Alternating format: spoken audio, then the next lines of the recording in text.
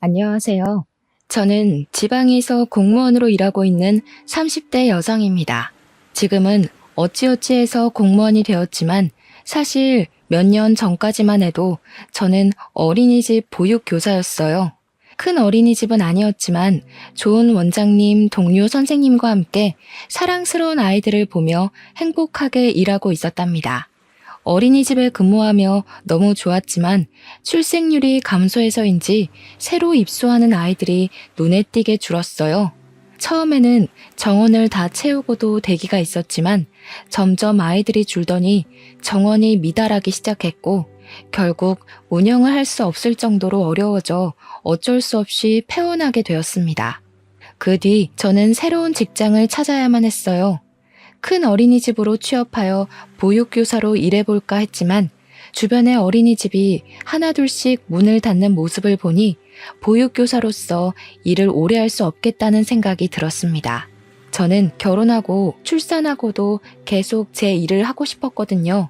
그래서 무슨 일을 할까 고민을 하던 끝에 사회복지직 공무원이 되기로 했습니다. 이전에 사회복지사 자격증을 취득해서 응시 자격이 되었고 사회복지직 공무원이 일반 공무원보다 경쟁률이 낮았거든요. 무엇보다 공무원은 제가 잘못을 저지르지 않는 이상 어린이집처럼 폐원해서 일을 관두게 되는 경우는 없어서 미래에도 좋을 것 같다는 생각이 들었습니다. 공부하는 과정은 정말 지루하고 힘들었지만 그래도 잠을 줄여가며 최선을 다했고 1년 만에 합격하는 쾌거를 이루었어요. 드디어 공무원이 된 저는 보육교사로 일할 때만큼 재밌지는 않지만 그래도 나름 소소한 행복을 느끼며 나쁘지 않게 일하고 있습니다. 이렇게 저의 직업이 보육교사에서 공무원이 되는 동안 저의 나이는 어느새 30대 중반을 넘겼고 제 주변의 친구들은 제 짝을 찾아 가정을 이루기 시작했어요. 친구들을 부러워하며 저 역시 빨리 결혼해서 아이를 갖고 싶었고 이런 이야기를 제 옆자리에 있는 입사 동기에게 은연중에 많이 했던 것 같습니다. 그러던 어느 날 옆자리 동기가 아직 결혼하지 못한 학교 선배가 있는데 만나보겠냐고 했어요. 꽤 괜찮은 선배인데 대기업에서 일하느라 결혼 시기를 놓쳤다고 하며 좋은 사람 있으면 소개해달라고 했는데 순간 제가 생각이 났대요. 둘이 잘 어울릴 것 같으니 한번 만나보라고 하며 제 연락처를 넘겨주었습니다. 그날 저녁 퇴근길에 모르는 번호로 전화가 와서 받아보니 입사 동기의 학교 선배였어요. 그분의 이름은 김재민이었고 나이는 저보다 2살 많았습니다. 처음으로 하는 통화가 정말 어색할 것 같았지만 생각보다 대화가 잘 통했고 그렇게 계속 연락을 주고받다가 그 주 주말에 처음으로 만나게 되었어요. 재민 씨는 솔직히 제 이상형은 아니었지만 그래도 같이 밥 먹고 대화를 나누다 보니 점점 사람이 좋아 보였습니다. 이 지역에서 누구나 알만한 좋은 직장에 다니지만 허세도 없었고 겸손하기까지 한 재민 씨에게 호감을 느끼게 되었고 재민 씨 역시 제가 싫지는 않았는지 우리는 그날 후로 꾸준히 연락하고 계속 만남을 유지하다가 연인으로 발전하게 되었어요. 그러면서 가족에 관한 이야기도 자연스럽게 나오게 되었는데 재민 씨는 3살 어린 여동생, 5살 어린 남동생이 있었고 아버지는 어릴 때 사고로 돌아가셨다고 합니다.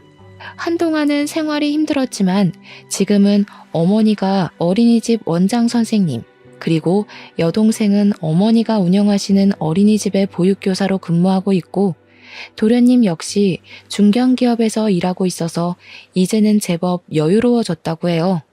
재민 씨는 아버지가 계시지 않는 것이 흠이 될까봐 걱정된다길래 우리 부모님은 절대 나쁘게 생각하지 않으실 테니 그런 걱정하지 말고 일단 부모님께 정식으로 인사를 드리기로 했습니다. 우리 부모님은 원래 저의 선택을 믿어주시고 존중해주시는 분이라 제가 좋다고 하니 딸의 눈을 믿겠다며 재민 씨와의 결혼을 반기셨어요. 무엇보다 홍기가 지난 딸을 드디어 결혼시킨다는 생각에 아주 홀가분해 보이셨습니다. 그리고 저 역시 시댁에 인사를 드리러 가게 되었는데 시댁에 들어가니 어머니부터 남동생까지 저를 아주 환하게 반겨주셨어요. 특히 어머니는 이렇게 예쁜 처자가 아직도 결혼하지 않았냐고 하며 꼭 저를 안아주셨고, 특히 저보다 1살 어린 예비 아가씨는 오빠랑 남동생밖에 없는 자신에게 둘도 없는 언니가 생긴 것 같다며 너무 좋아했습니다. 무엇보다 제가 공무원 하기 전 보육교사로 근무한 경험이 있다고 하니 어머니께서는 아주 반가워하시고 좋아하셨어요. 그 뒤로 우리의 결혼 준비에는 가속도가 붙었고, 그 후 6개월 만에 결혼식을 올리고 정식으로 부부가 되었답니다. 남편은 결혼 후에도 저에게 여전히 잘해주었습니다. 주변 친구들의 말을 들어보면 신혼 때 피 터지게 싸운다고 하던데, 저와 남편은 신혼 때부터 지금까지 한 번도 큰 소리를 내며 싸워본 적이 없었어요. 집안일도 제가 말을 하기도 전에 알아서 다 해주고, 요리도 꽤 잘해서 주말에는 남편이 직접 음식도 만들어 주었습니다. 게다가 시어머니도 시댁에서 저에게 설거지조차 시키신 적이 없고 주방에는 얼씬도 못하게 하셨어요. 혹시라도 주방 일을 부탁해야 할 일이 생기면 제가 아닌 남편이나 아가씨 또는 도련님을 시키셨고, 김장도 저에게 알리지 않고 시어머니 친구분들을 불러서 함께 하셨습니다. 저희 시댁은 차례나 제사도 없어서 명절 때는 거의 외식을 하거나 배달 음식을 시켜 먹었어요. 남편보다 3살 어린 아가씨 역시 저를 친언니처럼 따랐고, 우리는 종종 둘이서만 만나 맛집 탐방도 하고 같이 술도 마시곤 했습니다. 제가 친구들에게 이런 이야기를 하면 세상에 그런 남편과 시댁이 어딨냐며 아주 많이 부러워했고, 저 역시 항상 저를 배려해 주시는 시어머니와 저를 최우선으로 생각하는 남편에게 너무 고마웠어요. 그러던 어느 날 항상 과묵하고 말이 없던 도련님이 결혼하고 싶은 사람이 생겼다며 부모님께 보여드리기 전에 저와 남편에게 먼저 보여주고 싶다고 했습니다. 저는 사실 항상 말이 없는 도련님을 보며 여자를 만날 수 있겠나 싶었는데, 결혼하고 싶다고 하니 괜히 제가 다 자랑스럽고 기쁘더라고요. 그런데 도련님과 결혼할 사람, 즉 나의 예비 동서가 부모님은 어릴 적 돌아가시고 오빠가 하나 있긴 했는데, 그 오빠 역시 얼마 전 병으로 세상을 떠났다고 합니다. 그래서 가족이 없으니 말조심을 해달라고 부탁했어요.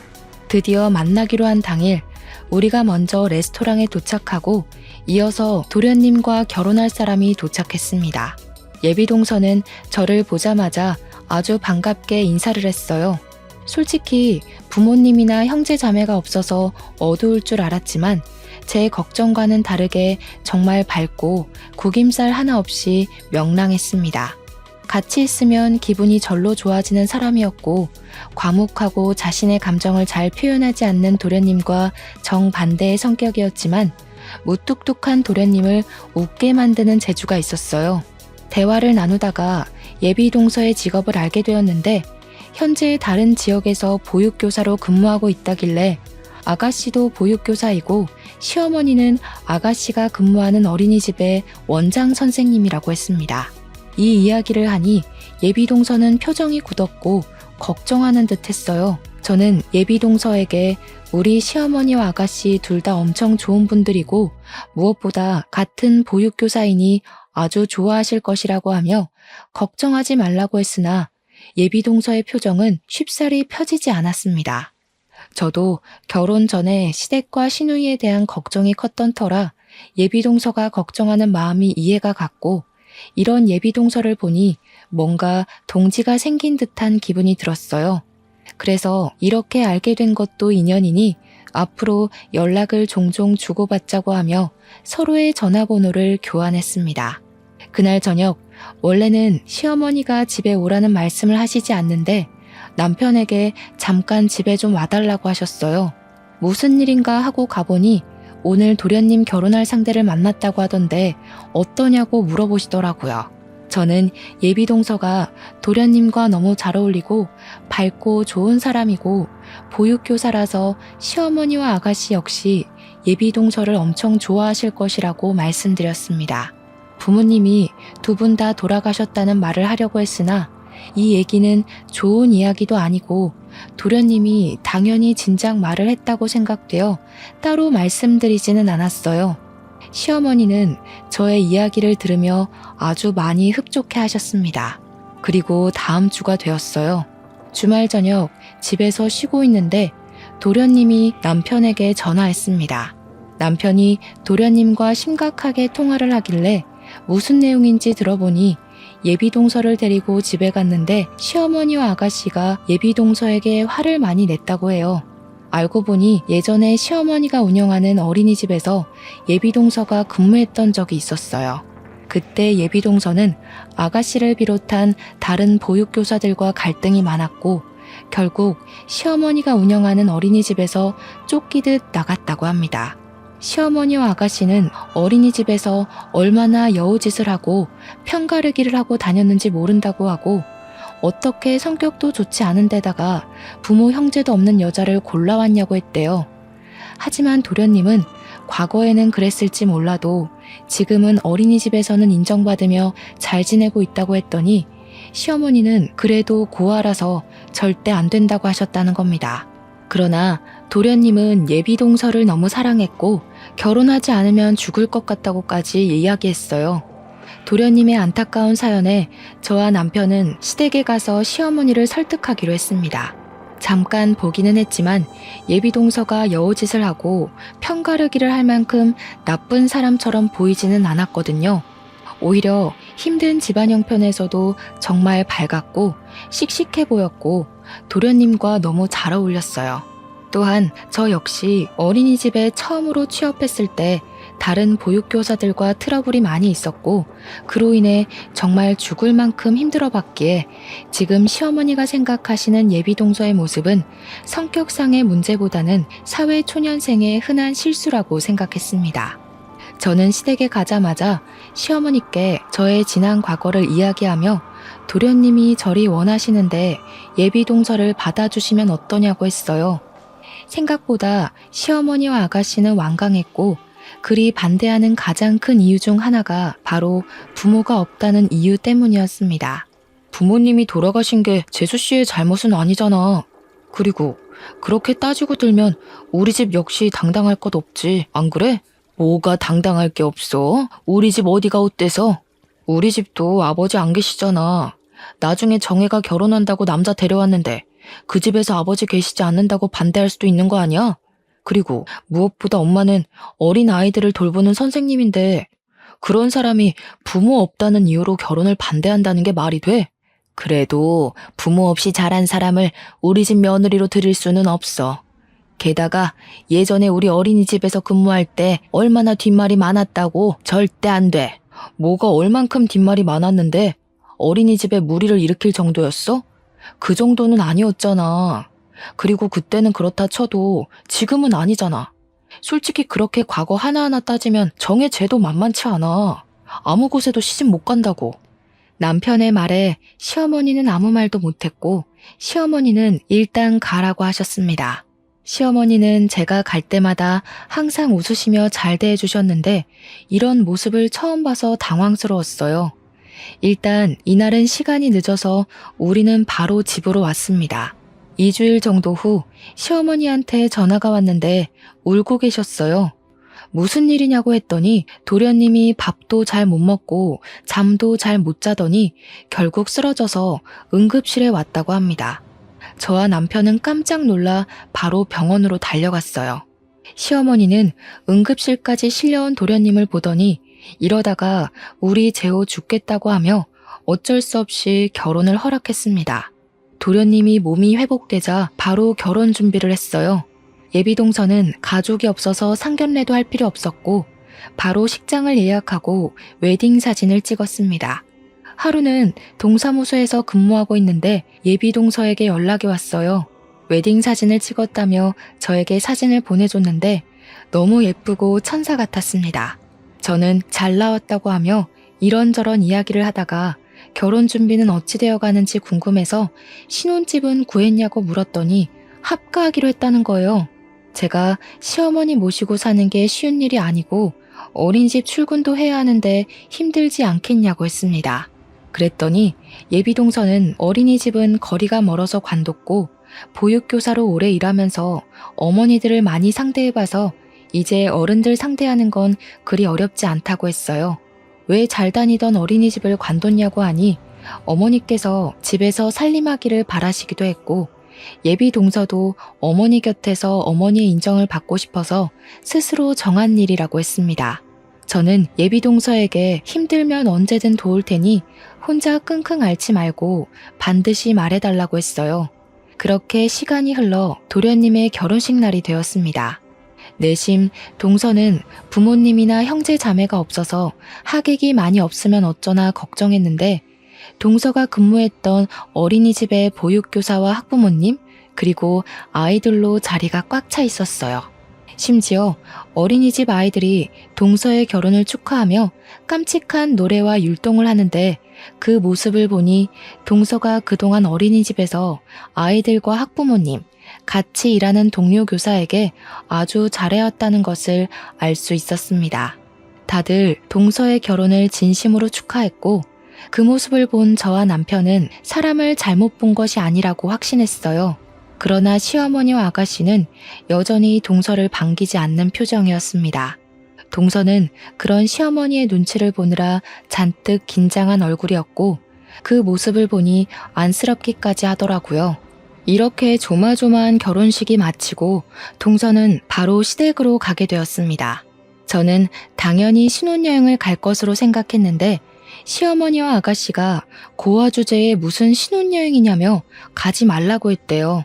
그렇게 동서는 일생에 한 번뿐인 신혼여행도 가지 못하게 되었습니다. 다음 주 주말, 집에서 남편과 쉬다가 동서가 문득 생각나서 남편에게 시댁에 한번 가보자고 했어요. 시댁에 갔더니 역시 동서는 어머니와 아가씨에게 호된 시집살이를 당하고 있었습니다. 동서는 TV에서나 보던 것처럼 빨간 치마에 연두색 저고리 한복을 입고는 베란다 청소하고 있었어요. 그날은 한겨울로 날씨가 꽤 추웠고 베란다 역시 엄청 추웠습니다. 이렇게 추운 날 동서에게 한복을 입히고 베란다 청소를 시키고는 시어머니와 아가씨는 거실에서 TV를 보고 있었어요. 동서, 지금 뭐 하는 거예요? 베란다도 엄청 추울 텐데. 꼭 이렇게 추운 날 베란다 청소를 해야 해요? 불편한 한복까지 입고요. 너는 대학교도 나오고 부모님도 다 계셔서 결혼 전에 어른들을 모시는 법을 잘 배워왔겠지만 알다시피 쟤는 부모 형제 아무도 없는 고아잖니. 그래서 내가 지금 어른들을 모시는 법을 알려주는 중이란다. 신경 쓰지 마. 그런데 오늘 주말인데 무슨 일이니? 동서가 식구가 됐으니 친분 좀 쌓을까 하고 왔죠. 그런데 도련님은 어디 계세요? 재호는 오늘 먼 친척 결혼식이 있어서 지방에 보냈다. 우리 가족 중에 한 명은 가야 할 것 같은데 너나 재민이는 바쁠 것 같아서 그냥 재호만 보냈어. 그럼 동서도 같이 보내지 왜 도련님 혼자 보내셨어요? 쟤는 지금 집에서 며느리 교육 중인데 어떻게 보내니? 괜히 결혼식 갔다가 친척들한테 책 잡히면 어쩌려고. 너희들도 왔으니 같이 점심이나 먹어야겠다. 야, 한수진, 너 형님 왔잖아. 얼른 밥 차리지 않고 뭐해? 하여튼 눈치도 없고 행동도 느리고 아유, 내가 쟤 가르치려면 한참 멀었어. 내가 요새 이렇게 답답하게 살고 있단다. 동서는 베란다에서 청소하다가 시어머니의 말을 듣고 잽싸게 나왔습니다. 저와 눈인사를 하고 밥을 차리겠다고 하며 부엌으로 갔는데 얼마나 추웠는지 얼굴과 손이 빨개져 있었어요. 꽁꽁 언 손을 녹일 새도 없이 시어머니와 아가씨는 얼른 밥상을 차리라고 성화였고 저는 그런 동서가 안쓰러워 같이 부엌에서 일을 도우려고 했습니다. 그 모습을 본 아가씨는 굳이 언니까지 도울 필요 없다고 하며 제가 부엌에 가지 못하도록 극구 말렸어요. 아니요, 저도 이 집 며느리인데 같이 도와야죠. 동서랑 같이 밥을 차릴 테니까 기다리세요. 언니는 가실 필요 없다니까요. 올케는 지금 우리 집 가풍에 대해서 익히느라 혼자 해야만 해요. 야, 한수진, 빨리 똑바로 못해? 네가 못하니까 지금 언니가 가서 일한다는 거잖아. 좀 빨리 움직이라고. 네, 형님. 빨리 가서 밥 준비할게요. 동서, 그러지 말고 나랑 같이 해. 베란다에서 이 추위에 혼자 정리하고 청소하는 것도 힘들었을 텐데 밥은 내가 차릴게. 저는 동서를 따라 부엌으로 들어갔습니다. 동서는 혼자 불편한 한복을 입고 식사를 준비하느라 바빴고 저는 동서를 도와 밥상을 차렸어요. 동서에게 여기서 살만하냐고 물으니 조금 힘들기는 하지만 괜찮다고 하며 씩 웃어 보였으나 동서의 눈은 얼마나 피곤했는지 빨갛게 충혈이 되어 있고 입술은 다 부르터 있었습니다. 동서와 함께 이런저런 이야기를 나누며 같이 밥상을 차리고 다들 오시라고 불렀어요. 저는 평소에 앉던 대로 남편의 옆에 앉았습니다. 그런데 동서는 자리에 앉지 않고 옆에 서 있는 거예요. 왜 거기에 서 있냐고 하니까 원래 자신은 늦게 먹는다고 했습니다. 저는 그런 게 어디 있느냐고 하면서 얼른 자리에 앉으라고 했어요. 그랬더니 시어머니가 신경 쓰지 말라길래 그럼 저도 밥을 먹지 않겠다고 하고 동서 옆에 가서 서 있었습니다. 시어머니와 아가씨는 그러지 말고 그럼 오늘만 둘 다 앉아서 밥을 먹으라고 했어요. 동서도 자리에 앉고 우리 모두 다 같이 식사를 시작했습니다. 그날 밥 먹고 저녁까지 있다가 집에 왔는데 시어머니와 아가씨는 동서를 잠시도 쉬지 못하게 하는 것 같았어요. 나이도 어린 동서가 그렇게 당하고 사는 게 너무 안타까웠고 이제 별일 없으면 주말마다 시댁에 가서 동서를 도와줘야겠다고 생각했습니다. 그 뒤로 저는 매주 주말마다 시댁에 갔어요. 시어머니와 아가씨는 제가 가는 것을 아주 부담스러워하는 눈치였지만 동서는 제가 가면 너무 좋아했습니다. 저는 그러면서 동서와 더 많이 친해질 수 있었어요. 갈 때마다 시어머니와 아가씨는 아주 비정상적이라는 생각이 들 정도로 동서를 구박했습니다. 시어머니도 시어머니였지만 아가씨는 동서를 못 잡아먹어서 암달난 사람처럼 동서를 혼냈어요. 그래도 동서는 인상 한번 찌푸리지 않았고 저는 그런 동서가 참 대단하다고 생각했습니다. 도련님은 그때마다 동서의 편을 들어주기는 했지만 그러면 그럴수록 동서는 더 곤란해져 보였어요. 그러다가 설날이 일주일 앞으로 다가왔습니다. 원래 우리 시댁은 차례도 없고 제사도 없었어요. 그런데 시어머니가 이번에 며느리가 둘이나 생겼으니 갑자기 차례를 지내겠다고 했습니다. 그러면서 저에게 명절 연휴 첫째 날에 시어머니와 아가씨가 1박 2일로 호텔에 가서 쉴까 하는데 같이 가겠느냐고 했어요. 호텔이요? 명절날 차례 지내려면 음식 장만도 해야 하는데 어떻게 호텔에 가요? 언니는 참 한수진 있잖아요. 우리 집 가정부 한수진. 쟤 혼자 장만하면 되지. 뭔 걱정이에요? 굳이 우리까지 해야 해요? 우리는 제가 음식 다 차리면 그때 떡이나 먹으면 그만이에요. 글쎄요. 저는 그건 좀 아닌 것 같아서. 그냥 가족끼리 오붓하게 다녀오세요. 저와 동서는 며느리니까 집에서 음식 장만하고 있을게요. 희주도 같이 가지 그래. 못하러 부모도 없는 고아인 쟤를 그리 챙기고 감싸고 도니 너는? 아유, 우리 첫째 며느리는 진짜 심성도 좋아요. 저는 괜찮아요. 그냥 집에서 같이 음식 장만할 테니 아가씨와 둘이 호텔에 다녀오세요. 명절에 차례를 지낸다고 해놓고서는 며느리에게 모든 일을 다 시킬 생각하는 시어머니와 아가씨의 심보에 정말 기가 막혔습니다. 그리고 명절 연휴 첫째 날 남편은 갑자기 회사에 문제가 생겨 출근해야만 했기에 어쩔 수 없이 저 혼자 시댁에 갔어요. 시댁에 가니 도련님도 당직이라 회사에 출근했고 동서 혼자 장을 다 보고 음식을 장만하고 있었습니다. 동서는 저를 보더니 같이 호텔에 가시지 왜 왔냐고 했어요. 제가 첫 명절인데 동서와 같이 있고 싶어서 왔다고 하니 너무 고맙다고 눈물까지 글썽였습니다. 저는 동서와 함께 전을 부치고 나물과 각종 음식을 하며 이야기를 나눴어요. 그러다가 동서가 자신이 살아온 이야기를 했습니다. 동서에게는 어릴 적 아버지가 술병을 들고 매일 소리 지른 기억밖에 없대요.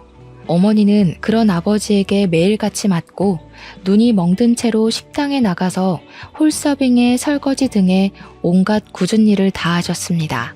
그렇게 집안의 생계는 하나도 책임지지 않고 술만 드시며 돌아다니시던 아버지가 어느 날부터인가 갑자기 집에 오시지 않았는데 나중에 알고 보니 술 드시고 다니시다가 차에 치이셔서 돌아가셨다고 합니다. 아버지가 돌아가시고 나서 한 달 뒤 어머니께서는 이제야 좀 안 맞고 사나 했는데 갑자기 음식을 거의 드시지 못하시고 구토만 하시길래 병원에 가보니 위암 말기였대요. 당시 어머니는 수술할 형편도 되지 않았고 수술해도 완치 가능성이 희박하다고 하여 그냥 진통제만 먹으며 하루하루를 버티셨습니다. 그리고 얼마 뒤에 어머니도 돌아가셨어요. 그때 동서는 고작 초등학교 6학년이었습니다. 동서의 부모님이 다 돌아가시고 동서에게 남은 가족은 이제 오빠밖에 없었어요. 당시 고등학교 3학년이었던 오빠는 다니던 고등학교를 자퇴하고 공사판을 돌아다니며 돈을 모았습니다. 돈을 준다는 곳이 불법적인 곳만 아니면 어디든 다녔고 그렇게 동서의 오빠는 동서의 학비와 생활비를 벌었어요. 그런데 동서가 고등학생 2학년 때 소위 일진이라고 불리는 아이들과 친구가 되었고 그 친구들과 어울리며 동서는 클럽과 술집을 다니기 시작했습니다. 그때 클럽에서 만난 사람이 바로 아가씨였다고 해요. 당시 아가씨는 21살로 흔히들 말하는 클럽 죽순이었고 동서는 아가씨를 만날 때마다 시비를 걸어서 클럽을 갈 때마다 싸웠다고 합니다. 하루는 싸움이 너무 커져서 둘이 경찰서까지 가게 되었는데 그때 아가씨가 동서가 고등학생인 것을 알고 이를 더 키우진 않았지만 그날 이후로 아가씨가 동서에게 돈을 요구하고 폭행도 하는 등 지독하게 괴롭혔다고 해요. 이렇게 동서가 당하고 있음을 알게 된 동서의 친오빠는 아가씨를 찾아가 제발 고등학교만 졸업할 수 있게 더는 건드리지 말아달라고 하며 아가씨 앞에 무릎을 꿇었습니다. 아가씨는 동서의 친오빠에게 이제 괴롭히지 않을 테니 돈을 가져오라고 했고 친오빠는 무리해서 일하며 돈을 마련해서 아가씨에게 건네주었어요. 그렇게 돈을 받은 아가씨는 그 뒤로 동서를 더는 찾지 않았다고 합니다. 동서는 자신을 위해 무릎까지 꿇는 오빠를 보고 정신 차리고 더는 클럽에 가지 않았고 무사히 고등학교를 졸업 후 1년 재수해서 대학교까지 가게 되었어요. 처음에는 취업이 잘 된다는 컴퓨터 공학과를 갔으나 취업하고 보니 너무 적성에 잘 맞지 않았다고 합니다. 평소에 아이들을 좋아했던 동서는 회사 다니며 보육교사 자격증을 취득했대요. 그리고 동서가 보육교사 자격증을 받은 날 오빠는 백혈병 진단을 받았고 돈 때문에 병원에서 제대로 치료받지 못해 결국 한 달 정도 후에 세상을 떠났다고 합니다. 이렇게 동서는 모든 가족이 다 떠나고 세상에 혼자 남게 되었어요. 그 뒤로 보육교사로 첫 취업을 하게 되었는데 하필이면 처음으로 간 곳에 예전에 클럽에서 만난 아가씨가 보육교사로 있었고 어린이집의 원장은 아가씨의 어머니, 즉 시어머니였습니다. 동서가 먼저 아가씨를 알아보고 왜 여기 있냐고 물었고 아가씨는 엄마가 어린이집 원장 선생님이라 뒤늦게 전문대학교 유아교육과 가서 이곳에서 일하고 있다고 했어요. 그러면서 아가씨는 자신의 엄마인 원장 선생님한테 아주 좋은 사람이니 꼭 채용하라고 했고 다음 날부터 정식으로 출근했습니다. 동서는 처음에는 아가씨가 있어서 조금 꺼려지기는 했는데 이전과는 달라진 것으로 보였고 여기 아니면 당장 일할 곳도 없어서 근무하기로 했다고 해요. 아이들은 정말 너무 예쁘고 일도 좋았는데 아가씨와 시어머니는 같이 근무하는 보육교사에게 동서의 험담을 하기 시작했고 차츰 다른 보육교사들도 동서를 무시하고 하대했습니다. 어린이집의 모든 굳은 일은 다 동서가 도맡아서 했고 회식 같은 것을 할 때도 동서만 빼놓고 자기들끼리만 갔다고 해요. 다른 보육교사들이 원망스러웠지만 원장 선생님인 시어머니와 그 딸인 아가씨가 동서를 주도적으로 따돌리니 다들 어쩔 수 없었을 것이라고 했습니다. 너무 힘들었던 동서는 결국 1년 만에 그곳은 관두고 다른 곳으로 가려고 했지만 시어머니와 아가씨가 이 지역의 다른 어린이집에도 취업하지 못하게 동서가 고등학교 때부터 일진들과 놀고 술 먹고 다녔다는 소문을 퍼뜨렸어요. 틀린 말은 아니지만 고등학교 졸업 후에는 클럽 근처에는 얼씬도 하지 않았고 무엇보다 아가씨 본인도 클럽에 다녔지만 그 말은 쏙 빼놓았더라고요. 어찌됐든 이 소문 때문인지 동서는 이 동네에서는 어린이집 취업이 되지 않았고 그래서 집에서 조금 먼 다른 지역의 어린이집에 겨우 취업을 했습니다. 첫 번째 어린이집에서 호되게 당해서인지 두 번째 어린이집에서는 아주 무난하고 편하게 일할 수 있었다고 해요. 그곳에서 오랜 시간 동안 부모님들과 원장 선생님, 같이 일하는 보육교사에게 인정받으며 일했다고 합니다. 비록 시어머니가 관두라고 해서 관뒀지만 거기서 일했을 때가 가장 행복했다고 해요. 동서가 살아온 이야기를 들으니 동서를 지독하게 괴롭히는 시어머니와 아가씨가 아주 진절머리가 났고 절대 가만두면 안 되겠다고 생각했습니다. 그리고 다음날 아가씨와 시어머니는 새벽 5시 정도에 집에 들어왔고 아가씨는 집에 오자마자 자고 있던 동서의 뺨을 때렸어요. 오늘 무슨 날인지 몰라? 명절이잖아. 며느리가 첫 명절에 이렇게 늦잠 자는 게 말이 돼? 적어도 새벽 4시에는 일어나서 음식을 차리고 해야 할 것 아니야. 자기는 호텔에서 쉬다 왔으면서 동서에게는 새벽부터 일어나 음식을 차리라는 아가씨의 모습에 화가 나서 제가 뭐라고 하려던 찰나 남편이 제 앞을 가로막았습니다. 야, 김정혜, 너는 호텔에 가서 여태 쉬고 놀고 왔으면서 왜 재수씨한테 난린데? 어제 재수씨 얼마나 고생했는지 알아? 작작 좀 해라. 내가 진짜 저번부터 계속 봤는데 어떻게 사람을 이렇게 무시할 수가 있어? 네가 그러고도 인간이야? 너는 지금 사내 자식이 여자들끼리의 문제에 끼어드니? 너는 가만히 있어. 알지도 못하면서. 엄마도 그러는 거 아니야. 제가 저렇게 정신없이 설치고 다니면 엄마라도 말렸어야지. 엄마는 어른이 돼서 제가 저러는 걸 어떻게 가만히 두고 봐? 진짜 둘 다 너무하네. 그리고 재호 너도 정신 똑바로 차려. 너랑 평생 살 사람은 엄마가 아니라 네 옆에 있는 재수씨야. 알겠어? 재수씨, 너랑 결혼한 후로 하루하루 말라가는 거 안 보이냐?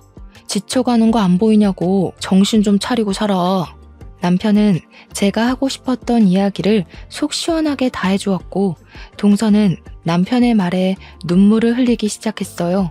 어머니가 그동안 저한테는 잘해주셨지만 동서는 고아 출신이라는 이유로 항상 무시하셨죠. 그리고 부당한 시집살이까지 시키시고요. 그거는 얘가 젊은 시절에 클럽에 다녔다고 해서 혹시 결혼하고 나서도 그럴까봐 일부러 엄하게 한 거야. 얘가 고등학교 때부터 술, 담배하고 클럽에서 살며 이 남자 저 남자를 만나고 다녔단다. 그런 싸구려 창녀 같은 여자를 재호 때문에 며느리로 받기는 했는데 그래도 내 며느리가 된 이상 사람을 만들어야 하지 않겠니? 그래서 너와는 다르게 얘한테는 엄격하게 대했던 거야. 그 이야기 누구한테 들으셨어요? 당연히 아가씨겠죠? 왜냐? 아가씨 역시 클럽 죽순이었으니까요. 그럼 어머니 딸부터 단속시키세요. 괜히 남의 집 귀한 딸 단속시킨다는 이유로 고생시키지 말고요. 그리고 이번 명절 저와 동서는 이런 부당한 대우 받으며 이 집에서 못 지내겠어요. 음식은 다 준비했으니 어머니와 아가씨 그리고 두 아드님이 같이 하면 되겠네요. 동서, 우리는 나가자. 뭐? 그럼 오늘 삼시세끼에 차례상은 누가 차리라고? 저는 이씨, 동서는 한씨인데 왜 우리가 김씨 조상의 차례상을 차립니까? 저희는 김씨 조상의 얼굴도 모르는걸요. 김씨 가문인 아가씨와 남편 도련님이 정성껏 차리시면 되겠네요. 우리는 어제 너무 힘들게 음식해서 좀 쉬어야겠어요. 그럼 수고하세요. 시어머니는 제 뒤에서 말하는 것 보라며 뭐라고 하셨지만 저는 시어머니를 무시하고 동서의 손을 잡고 시댁에서 나갔습니다. 잠시 후 남편과 도련님도 우리를 따라 나오고 시어머니와 아가씨는 가지 말라고 난리가 났어요. 저는 동서와 함께 바로 제 친정집으로 갔고 남편은 도련님과 이야기한다며 우리 집으로 갔습니다. 부모님은 명절 당일 새벽같이 찾아온 저와 동서를 보며 무슨 일이냐고 물었고 저는 그동안 동서가 당한 모든 일을 다 말씀드렸어요. 엄마는 시어머니가 그런 사람인지 몰랐다고 하시며 동서에게 이제 명절날마다 여기가 친정이라 생각하고 같이 오라고 하셨습니다. 이렇게 저와 동서는 친정에서 하룻밤 자고 다음날 우리 집으로 향했어요. 집에 가보니 우리 집에 도련님과 동서의 짐이 있었습니다. 이게 무슨 짐이냐고 했더니 도련님이 분가하기로 했다면서 집 구할 때까지만 같이 살자고 했어요. 우리가 사는 집은 방 3칸짜리였고 마침 방 하나는 비어 있어서 그 방을 내어주며 당분간 저와 남편 그리고 도련님과 동서가 함께 지내기로 했습니다. 그렇게 산 지 6개월 정도 지났어요. 사실 도련님과 동서는 빨리 나가려고 했으나 도련님의 회사와 우리 집이 가깝기도 했고 넷이 같이 있는 시간이 너무 좋아서 나가려는 것을 붙잡았습니다. 6개월이라는 짧지는 않은 시간 동안 우리 넷은 조금 불편하기는 해도 싸우거나 감정이 상할 일은 없었어요. 그러던 어느 날 시어머니에게 연락이 왔습니다. 이번에 아가씨가 결혼할 남자를 데리고 와서 상견례를 할 테니 그때 다 나오라고 하며 상견례 장소와 시간을 알려주었어요. 우리는 굳이 가고 싶지 않았지만 그래도 아가씨가 결혼한다고 하니 어떤 사람과 하는지 궁금해서 상견례장에 가겠다고 했습니다. 아가씨의 상견례 날이 되었어요. 음식점 이름만 들어서 몰랐는데 막상 가보니 꽤 비싸고 좋은 한정식 집이었습니다. 예약된 곳으로 들어가 보니 아가씨와 결혼할 남자 측 가족들이 이미 와 있었는데 아가씨의 시아버지 되실 분이 바로 저의 직장 상사였어요. 이분은 우리 동사무소에서 부자 집안으로 소문나 있고 인성도 꽤 좋으신 분이었습니다. 아가씨의 예비 시아버지는 저를 보더니 우리 이렇게 사돈이 되느냐며 아주 많이 반가워했고 아가씨의 상견례는 화기애애하게 시작되었어요. 한창 이야기를 주고받다가 아가씨의 예비 시아버지가 저에게 아가씨는 집에서 어떠냐고 물어보셨습니다. 아가씨요? 집에서 저한테 아주 잘 대해주세요. 인성도 좋고 말도 재밌게 잘하고 아주 좋은 사람이에요. 그런데 제 동서한테는 참 까칠하더라고요. 왜 그런가 하고 봤더니 동서가 부모님이 계시지 않고 젊었을 때 클럽에 다녔다는 이유로 그리 구박을 해대더라고요. 저는 다행히 부모님 2분 다 살아계시지만 제가 동서처럼 아버지가 계시지 않거나 2분 다 안 계셨다면 아마 저도 같은 취급 당했겠죠? 그리고 아가씨 역시 20대 때 열심히 클럽에 다니셨던데 아가씨는 젊을 때 클럽에 다녀도 되지만 우리 동서는 클럽에 다니면 안 됐었나 봐요. 아, 지금 상견례를 하고 있는데 아가씨가 클럽 다니며 이 남자 저 남자 만났던 이야기는 하면 안 되는 거였나? 젊을 때야 뭐 다 그러죠. 다 이해하시죠? 아, 그리고 우리 아가씨는 정말 어른 공경을 잘해요. 저번 설 때는 동서가 새벽 5시에 잠자고 있었다고 아가씨가 동서의 뺨을 때리더라고요. 며느리가 첫 명절에 늦잠 잤다면서요. 저도 사실 그때 정신없이 자고 있었는데 잠이 확 깨더라고요. 아마 아가씨 결혼하면 시댁에 엄청 잘할 겁니다. 며느리 노릇 톡톡히 할 거예요. 우리 희주 지금 무슨 소리를 하는 거니? 우리 정혜가 뭘 어쨌다고 말이야. 사돈 다 장난인 거 아시죠? 우리 딸은 클럽에 다녀본 적이 없어요. 얼마나 얌전하게만 살아왔는데요. 걱정 하나도 하지 마세요. 제가 우리 정혜를 얼마나 곱게 키웠는데요. 시어머니는 저의 폭탄 발언에 뒤늦게 뒷수습을 하려고 했지만 이미 아가씨의 예비 시부모님들은 표정이 굳어 있었고 상견례장 분위기는 얼음판처럼 싸해졌습니다. 바로 상견례는 마무리되었고 아가씨의 예비 남편 가족들이 나가자마자 시어머니와 아가씨는 제 머리채를 붙잡았어요. 너 미쳤냐? 그래도 공무원이라고 오냐오냐 해줬더니만 이게 아주 하늘 끝까지 기어오르려고 하네. 이게 지금 얼마짜리 판인데 네가 끼어들어? 이러다가 우리 정혜 결혼 못하면 어찌할 거야? 저 집이 어떤 집인 줄이나 알아? 언니는 그냥 조용히 입이나 닥치고 있을 것이지. 왜 눈치 없이 주둥이를 나불거려서 내 앞길을 막아요? 진짜 제정신 아니네. 한수진 전현이랑 어울리더니 이제 정신줄 나버렸어요? 시어머니와 아가씨는 나가자마자 저를 죽일 듯한 눈빛으로 저에게 욕설을 퍼부었습니다. 그때 나갔던 아가씨의 예비 남편과 예비 시부모님이 다시 들어왔어요. 아가씨의 예비 시어머니가 핸드폰을 테이블에 두고 가서 찾으러 온 것이었습니다. 이로 인해 아가씨의 예비 남편은 아가씨가 욕설하고 제 머리채를 붙잡은 모습을 다 보게 되었어요. 또 원래 인성이 있던 사람이었구나. 그동안 내 앞에서 착한 척하느라 정말 힘들었겠네. 고생 아주 많았어. 이제 네 맘대로 하고 살아. 나는 이렇게 이중인격자인 너랑 결혼은 못하겠다. 무슨 소리야.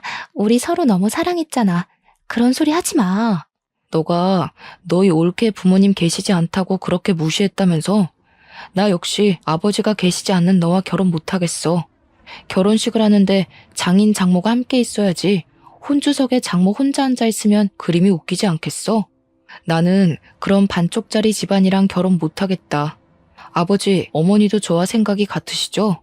아가씨의 예비 시부모님은 아가씨의 얼굴을 보며 혀를 끌끌 차시며 나가셨고, 그렇게 아가씨는 파혼하게 되었습니다. 그 뒤로 아가씨는 저 때문에 파혼하게 됐다며 저를 때리고 제 머리채를 잡아 흔들었고, 결국 직원의 제지로 식당에서 쫓겨났어요. 저와 남편 그리고 동선의 부부 역시 식당에서 나와 우리 집으로 가서 넷이 세상에서 가장 통쾌하고 시원한 맥주를 마셨습니다. 그리고 그날 이후 저와 동선은 물론이고 남편과 도련님도 시어머니 아가씨와 연락을 끊고 살았어요. 그 뒤로 동선의 부부는 이제 더는 얹혀 살 수 없다며 우리 집 근처로 이사했고 우리는 여전히 서로의 집으로 가며 허물없이 지내고 있습니다. 그리고 시어머니와 아가씨는 상견례 날 식당에서 제 머리채를 잡은 동영상이 지역 맘카페에 퍼지면서 모든 신상이 털렸고 현재 시어머니가 운영하는 어린이집 엄마들 사이에도 소문이 나서 이런 선생 밑에서 아이들이 무엇을 배우겠냐며 다들 퇴소했어요. 아이들이 없으니 더는 운영이 되지 않았고 시어머니의 어린이집은 폐원하게 되었다고 합니다.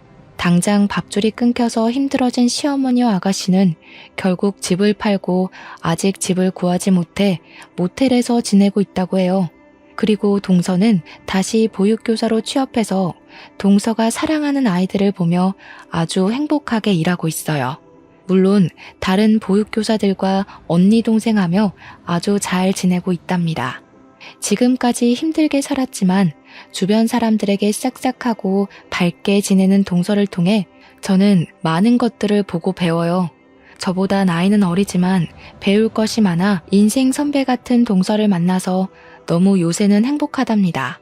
이제는 동서가 지난 아픈 과거는 다 잊어버리고 자신의 꿈 펼치며 행복하게 살았으면 좋겠네요. 저의 이야기는 여기까지입니다.